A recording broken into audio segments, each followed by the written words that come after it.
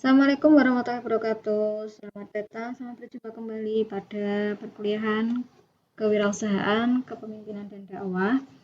Untuk saat ini kita akan berbicara terkait dengan tipe kepemimpinan. Oke. Di dalam tipe kepemimpinan ini ada beberapa hal ya. Apa sih tipenya?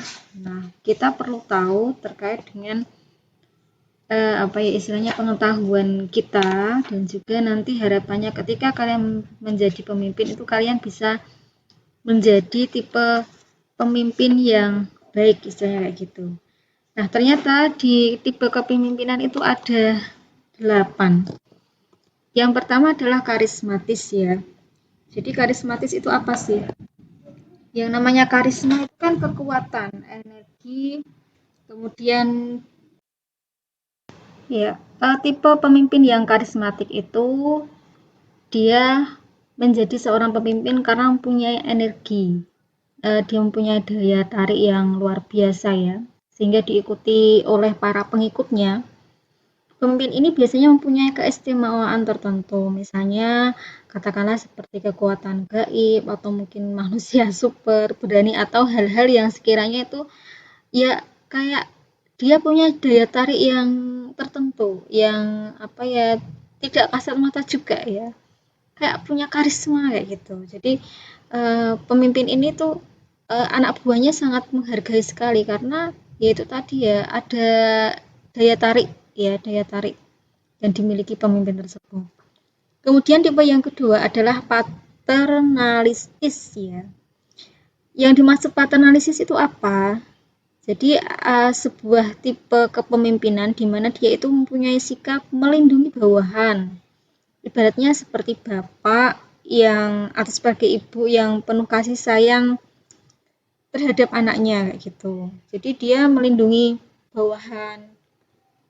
Ya, sangat istilahnya care sekali kayak gitu. Nah, dan dia pemimpin pada tipe ini itu kurang memberikan kesempatan kepada karyawan ya untuk berinisiatif. Dan juga karyawan tidak bisa mengambil keputusan secara leluasa, katakan kayak gitu. Jadi tipe kepemimpinan ini ya kita tahulah, misalnya bapak dengan anak itu kan kedudukannya sangat ada, walaupun benar dalam bentuk ada kasih sayang ya, tapi kadang itu ada gap yang memisahkan kedudukan tersebut kayak gitu. Kemudian militeristis ya. Jadi sebuah tipe kepemimpinan yang dia itu sistem perintah dan komando. Ya, jadi apa ya? Ya dia seneng aja memerintah, seneng aja menyuruh kayak gitu. Biasanya tipe di pada militeristis itu agak keras ya, otoriter, kemudian menghendaki bawahannya itu ya selalu patuh dan penuh dengan formalitas. Jadi misalnya kayak kamu lihat kan di militer istilahnya itu kan ketika ada komandan terhadap anak buahnya disuruh apa, hari ini datang kayak gitu langsung. Sampai pernah ada kejadian yang polisi ya kayaknya disuruh komandannya untuk yang asalnya dia pergi jauh dengan keluarganya, disuruh komandannya harus segera ke sini. Nah, dia cepet-cepet kayak gitu. Sampai karena cepet-cepetnya itu malah kecelakaan. Istilahnya itu tadi. Jadi tipe kepemimpinan yang sudah terbentuk iklimnya kayak gitu, ya, militeristis. Kemudian autokratis ya. Kalau autokratis itu cenderung memaksa dan harus dilaksanakan. Ada kepemimpinan kayak gitu. Jadi kalau misalnya bos saya itu kalau dia nyuruh itu harus saya penuhi. Ya, ini pemimpin selalu berperan ya sebagai pemain tunggal. Ya, ibaratnya dia kayak raja kayak gitu. Setiap perintah yang ditetapkan itu kadang tanpa konsultasi. Kekuasaannya itu absolut mutlak. Kemudian laissez-faire ya. Tipe ini itu membiarkan bawahannya itu berbuat semaunya. Bahwa pemimpin itu sebagai simbol dan tanggung jawab ke bawahan. kalian kan pernah ya menemui sebuah kepemimpinan yang dimana justru yang kerja itu anak buahnya semua. Jadi pemimpinnya itu hanya sebagai simbol, oh itu ada pemimpinnya. Tetapi yang kerja bahkan yang mempunyai keputusan pun ada di bawahan ya, terkadang kayak gitu. Tanggung jawab juga semua di bawahan. Kemudian yang nomor 6 adalah populistis ya. Di sini tipe kepemimpinan di mana yang mampu menjadi pemimpin rakyat ya. Dia berpegang pada nilai-nilai masyarakat yang tradisional. Jadi yang namanya pemimpin rakyat itu dia bisa mengikutilah ritme dari masyarakat yang begitu banyak begitu bermacam-macam ya, beragam. Administratif ya, ini kalau administratif itu tipe kepemimpinan yang dia tuh rapi banget administrasinya, dia efektif ya. Kadang kan ada tipe pemimpin yang dia secara administratif nggak bagus, tapi kalau administratif dia tipe kepemimpinannya ya berarti mempunyai istilahnya entah itu dalam hal surat menyurat, dokumentasi itu rapi gitu loh, bagus ya. Kemudian manajemennya juga baik, modern.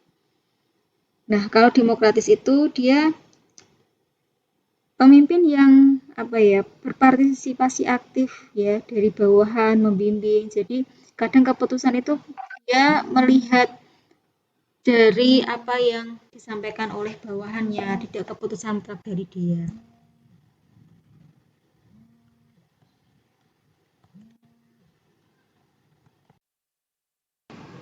Sedangkan keterampilan kepemimpinan atau leadership skill yaitu ada 3.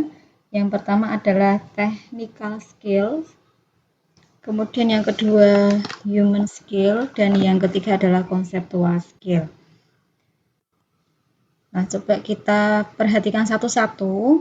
Yang dimaksud dengan technical skill itu kemampuan yang dimiliki oleh pemimpin, di mana seseorang pemimpin itu bisa mempunyai teknik atau kemampuan tertentu dalam melaksanakan suatu kerjaan. Walaupun seorang wirausaha itu merupakan pemimpin yang dapat menyuruh orang lain ya untuk mengerjakan sesuatu, tapi dia bisa untuk melaksanakan sendiri pekerjaan-pekerjaan tertentu. Jadi ketika kita menjadi pemimpin, itu kita tidak boleh semuanya menyerahkan ke bawahan. Sebisa mungkin kita mempunyai technical skill, di mana keterampilan tertentu kita bisa. Katakanlah misalnya ngetik apa yang memang itu istilahnya masih kapasitas tugas kita, ya kita kerjakan. Kecuali kalau memang itu tupoksinya sekretaris kita. Nah, itu baru mereka yang akan mengerjakan tugas tersebut. Nah, ini melatih apa? Melatih ketika seorang pemimpin itu tidak ketergantungan mutlak dengan bawahannya ya. Karena dia itu akan mempunyai keterampilan-keterampilan yang sangat membantu dia sendiri, terutama ketika kondisi yang sangat mendesak dan dia tidak mungkin untuk minta bantuan ke orang lain. Nah, dia akan bisa itu melakukannya sendiri. Yang kedua adalah human skill, di mana yang dimaksud di sini itu adalah kemampuan untuk bekerja sama. Jadi ketika kita menjadi seorang pemimpin, kita harus bisa untuk membangkitkan tim kerja kita bersama. Kita harus bisa untuk mensupport, memotivasi tim kerja kita. Kita yakinkan mereka bahwa kita itu tim. Walaupun katakanlah kalian sebagai atasan, tapi tetap mengingatkan bahwa kesuksesan itu dimulai dari tim yang bagus, tim yang solid seperti itu. Jadi punya kemampuan itu. Ketika ada salah satu dari tim kita itu mungkin down, butuh motivasi, itu dia mempunyai kemampuan keterampilan untuk membangkitkan tim kerja. Kemudian selanjutnya yang harus dimiliki oleh pemimpin itu ada keterampilan konsep ya, di mana seorang pemimpin itu harus mampu mempunyai pemikiran ya dalam bentuk kerangka atau konsep. dia punya istilahnya punya rancangan yang bagus, rencana yang bagus, konsep yang matang. Yang ini akan sangat dibutuhkan untuk kemajuan perusahaan ataupun yang sedang ia pimpin. Misalnya di organisasi, seorang pemimpin itu juga harus punya konsep. Makanya ketika di awal perekrutan pemimpin, katakanlah entah itu ketua organisasi apapun ya, pasti di situ ada visi dan misi. Ya, kenapa? Karena akan terlihat dia itu punya rencana bagus nggak, dia punya keterampilan konsep yang baik apa tidak, kayak gitu. Nah, kemudian di sini terkait sama technical skill, ini salah satu contoh ya, contoh apa saja sih yang dimaksud tadi kan kemampuan-kemampuan dasar yang harus dimiliki oleh seorang pemimpin nih, menulis ya, menulis. Jadi apapun pekerjaannya, walaupun di lapangan, ketika dia pemimpin itu dia harus bisa menulis. Minimal bisa lah untuk membuat memo ke siapa kayak gitu. Dia harus memiliki komunikasi lisan yang bagus ya. Karena apa? Harus bisa untuk pandai bicara, bisa meyakinkan orang lain. Akhirnya katakanlah ketika dia mempunyai perusahaan atau mempunyai agen atau mempunyai katakanlah mempunyai sesuatu, itu dapat menarik lawan bicaranya. Ya, ibaratnya pandailah untuk berbicara, ngomong, ngatur, tidak asal-asalan ngomong, bahkan tidak sering menyinggung. Ya, katakanlah yang dikomunikasikan itu yang dibicarakan itu hal-hal yang baik dan memotivasi. Kemudian menguasai lingkungan, bahwa di dalam perusahaan itu di internal itu ada karyawan, kemudian kalau eksternal itu ada katakanlah perusahaan atau mungkin kompetitor yang lain ya. Jadi ketika menguasai lapangan, seorang pemimpin itu mampu mengendalikan baik dia secara internal maupun eksternal. Katakanlah kamu misalnya dalam sebuah organisasi, memimpin HIMA atau BEM misalnya, atau sedang memimpin sebuah kelompok. Nah, ketika menguasai lapangan, dia itu bisa kok untuk mengatur secara internal anggota-anggota kelompok yang ada di dalamnya. Kemudian secara eksternal dia juga bisa untuk mengadaptasi di luar kelompoknya itu. Kemudian bisnis manajemen. Nah, punya apa ya istilahnya penataan bisnis yang bagus ya. Dia menguasai pengetahuan terkait sama manajemen bisnis karena di sini kan bicaranya terkait sama bisnis ya. Nah, kalau di luar bisnis ini terkait dengan bagaimana menggerakkan orang-orang, memotivasi, kemudian mengatasi ketika ada konflik, baik konflik itu di dalam organisasi yang dia pimpin. Dia juga mempunyai manajemen keuangan yang bagus, kayak gitu. Teknologi. Nah, dengan adanya teknologi, maksudnya ketika pemimpin itu mempunyai keterampilan dalam hal teknologi, ini cukup sangat membantu. Apapun ya, termasuk teknologi komunikasi, komputer, atau peralatan kantor, atau hal-hal yang sedang ia kuasai, maksudnya yang sedang ia pimpin. Misalnya itu perusahaan terkait otomotif, terkait sama teknologi, dia itu paham terkait sama otomotif saat itu, kayak gitu. Ya, itu akan sangat membantu. Kemudian hubungan dengan antar manusia ya, yang dimaksud di sini itu adalah dia bisa menjaga keharmonisan hubungan baik dengan karyawan ataupun di luar perusahaan atau di luar organisasi yang sedang ia pimpin. Listening. Nah, ini sangat penting ya. Seorang pemimpin tuh harus mempunyai keterampilan untuk mendengarkan. Tidak harus dia itu ingin selalu didengar, tapi dia itu bisa mendengarkan apapun itu, mendengarkan mungkin masukan dari bawahannya, usul, saran, atau bahkan keluh kesah dari bawahannya, kritik dan semuanya itu dia bisa untuk apa ya dan mau untuk mendengarkan. Kemudian mampu menyusun organisasi. Yang dimaksud di sini uh, sebuah apa ya tim itu kan sangat dihadapkan tim itu tidak hanya sekedar tim, tapi dia mampu bekerja sama, dia mampu mengontrol, kemudian bagaimana ketika dia harus menambah karyawan atau mengurangi. Nah, ini apa ya? Artinya dia mampu menyusun organisasi ini, tim kerja itu dia bisa untuk menyusun tim kerja walaupun itu ada karyawan baru atau bahkan karyawan yang dikeluarkan. Kemudian networking. Networking di sini artinya adalah membuat jejaring. Dia punya apa ya? Teknik lobby yang bagus, baik untuk perusahaan di luarnya ataupun untuk organisasi yang ada di luar ya. Katakanlah dia punya lobby yang bagus sehingga membuat network jejaring-jejaring kayak gitu. Kenapa? Karena dari jejaring itu sebenarnya kita membuka kesempatan untuk mengembangkan usaha ataupun organisasi yang sedang kita pimpin. Membimbing, nah ini jelas. Jadi seorang pemimpin itu harus bisa untuk membimbing anak buahnya terutama ya. Dan juga dia juga bisa kalau dimintai pendapat oleh mungkin perusahaan atau organisasi lain, bisa memberikan masukan kayak gitu. Kemudian membangun tim. Nah, ini hampir sama dengan menyusun organisasi ya. Kalau membangun tim, dia bisa untuk membentuk tim yang baru, katakanlah. Dan terutama di sini juga harus memikirkan terkait sama efisiensi. Ya, jadi tim yang dibuat itu tidak hanya sekedar tim, tapi sesuai dengan tujuan dari tim yang itu dibuat. Misalnya tim itu dibuat untuk apa sih? Dalam rangka untuk memperlancar kerjasama dengan si B kayak gitu. Selanjutnya terkait dengan business management skill ya, di mana yang ada di sini kemampuan yang harus dimiliki oleh seorang pemimpin itu yang pertama merencanakan. Oke ya, karena rencana yang baik, hasil yang baik itu diproses dari rencana yang baik. Kemudian yang kedua membuat keputusan. Keputusan selalu ada di tangan pemimpin.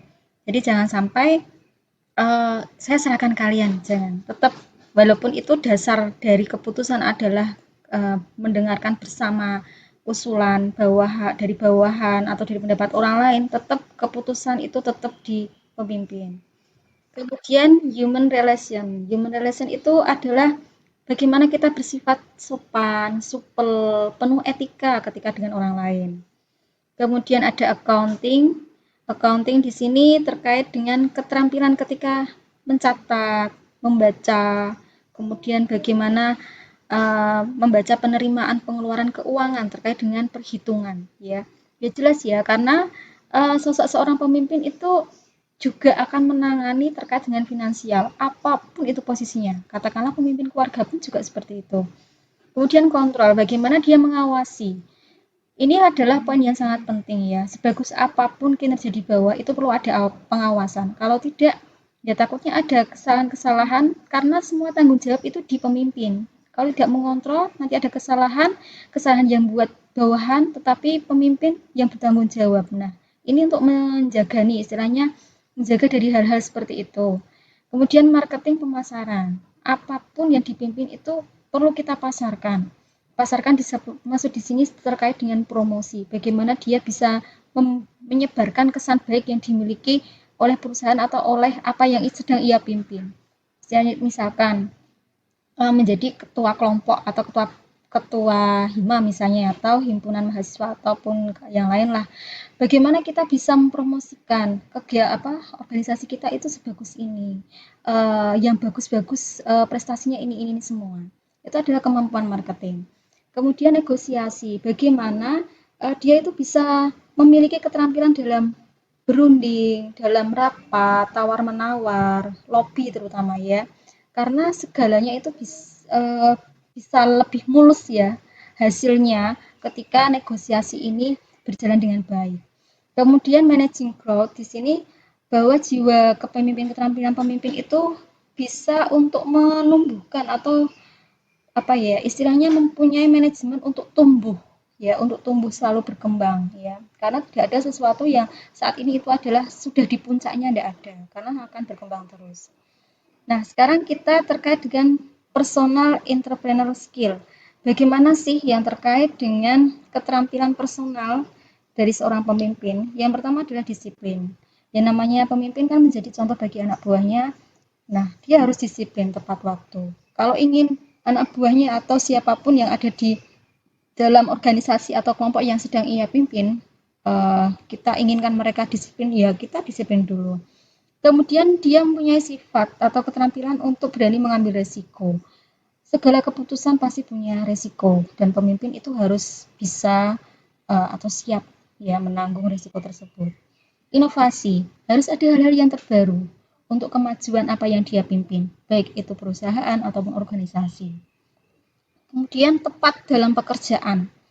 Nah, terkadang untuk mencari hal yang tepat itu sangat susah ya, tetapi ini bisa dipelajari, proses, belajar terus,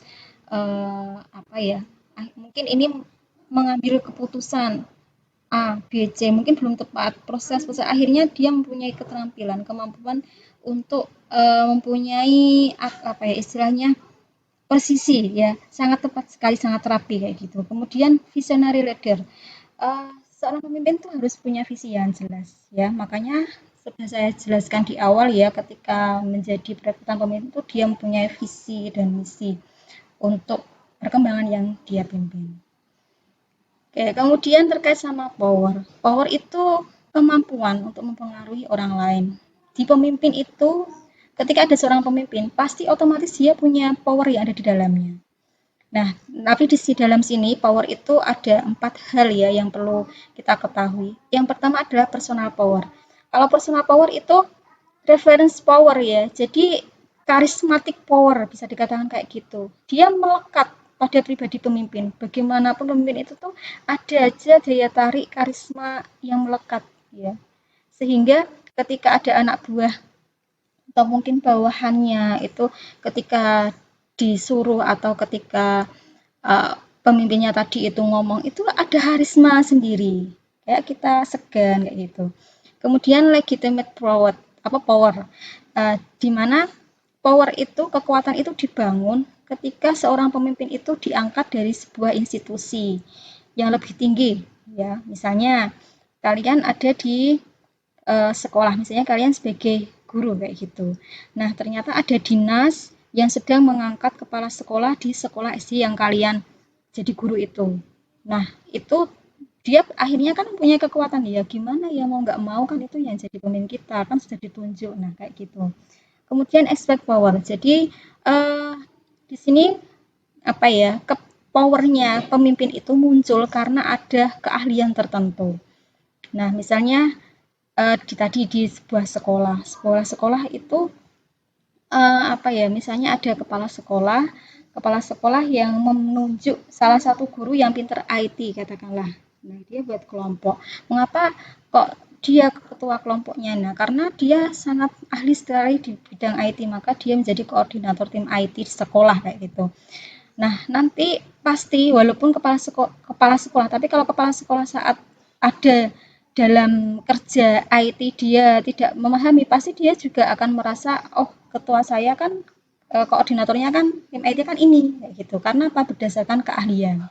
Kemudian kalau political power itu yes yang ada di Indonesia ini ya, jadi dia jadi pemimpin itu karena hasil tunjukan kelompok ya kayak katakanlah presiden atau bupati itu kan kita hasil tunjukan rakyat Indonesia jadi memang powernya kuat kenapa karena dipilih rakyat katakanlah seperti itu sama di sebuah perusahaan atau katakanlah organisasi ketika itu sudah menjadi pilihan banyak orang yaitu akan menjadi political power.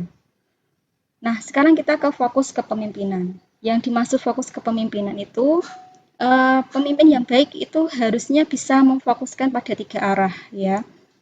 Nah, kalau pemimpin yang tidak baik itu akan bermain peran yang hanya menguntungkan diri sendiri. Dia ketika ada di atas menginjak di bawah, menyikut ke samping, menjilat ke atas. Nah, ini adalah pemimpin yang tidak akan bertahan lama. Tetapi kalau ada pemimpin yang dia sampai katakan dipertahankan di sebuah perusahaan atau organisasi, dia mungkin mempunyai 3 fokus kepemimpinan. Yang pertama adalah lead up. Jadi dia bisa mempengaruhi pemimpin yang di atasnya, bahkan dia meringankan beban atasannya. Yang namanya pemimpin kan pasti punya atasannya lagi, atasan-atasannya lagi kayak gitu terus kan, tidak ada putusnya kan. Nah, kemudian kalau dalam apa ya keadaan ke samping istilahnya let across itu dia produktif ya dia tetap hormat dengan koleganya sesama rekannya dia itu hormat saling membantu kerjasama kemudian kalau let down itu dia menjadi contoh dan melindungi anak buahnya kayak gitu. Oke selanjutnya 5 isu penting di dalam kepemimpinan itu ada yang pertama adalah value. Value itu adalah nilai ya. Nilai di sini jadi kalau seorang pemimpin itu harusnya dia mempunyai sikap yang dipercaya, murah hati, bijaksana, transparan, adil kayak gitu. Kemudian inovasi, jadi yang penting yang dimiliki seorang pemimpin itu adalah itu tadi ya, selalu muncul ide-ide yang terbaru. Adaptability ya, dia mempunyai sikap untuk bisa menyesuaikan apapun kondisinya. Katakanlah dulu misalnya kita lihat IT ya, zaman dulu Motorola, ganti Nokia, Apple. Nah, sekarang sudah Android kayak gitu. Nah, ini selalu beradaptasi untuk kemajuan organisasi ataupun perusahaan yang dipimpin. Passion atau semangat, ya dia punya semangat, ya tidak menyerah, kemudian dia tidak malas kayak gitu. Dan yang terakhir adalah ideologi. Jadi ketika seorang pemimpin itu bagaimana ketika seorang pemimpin itu harus mempunyai misi ya, misi dan visi dalam untuk memikirkan bagaimana kemajuan yang dia pimpin. Oke, cukup sekian. Terima kasih. Ya, cukup sekian untuk pembelajaran kali ini. Semoga bermanfaat. Untuk tugasnya sudah disampaikan ya. Jadi ketika kalian mendengarkan apa video yang sudah saya buat ini dengan baik, pasti bisa menyimpulkan dan membuat resum dengan baik. Terima kasih, semoga bermanfaat. Akhirul kalam, wassalamualaikum warahmatullahi wabarakatuh.